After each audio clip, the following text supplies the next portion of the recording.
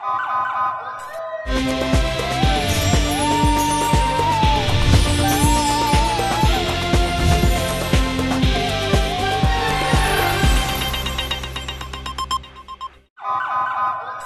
पहले नजर डालते हैं अब तक की बुलेटिन।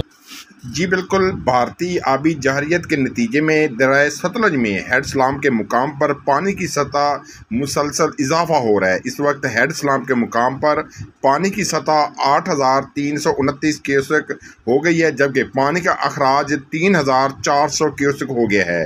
ज़िला इंतज़ामिया की जानिब से दरियाई बेल्ट में फील्ड अलर्ट जारी कर दिया गया है। इस हवाले से डिप्टी कमिश्नर सैयद आसिफ हुसैन शाह का कहना है कि ज़िला इंतज़ामिया ने दरियाई बेल्ट के मकीनों को महफूज मुकाम पर मुंतकिल करने के लिए इक़दाम शुरू कर दिए गए हैं। ज़िला इंतज़ामिया की जानिब से मुतासरीन के लिए 13 अमदादी रिलीफ कैंप कर दिए गए हैं। रेस्क्यू 1112 की टीमें ख़तरनाक मुकामात पर 24 घंटे काम कर रही हैं। किसी भी हंगामी सूरत हाल से निपटने के लिए ज़िला इंतज़ामिया रेस्क्यू इदारे अलर्ट हैं।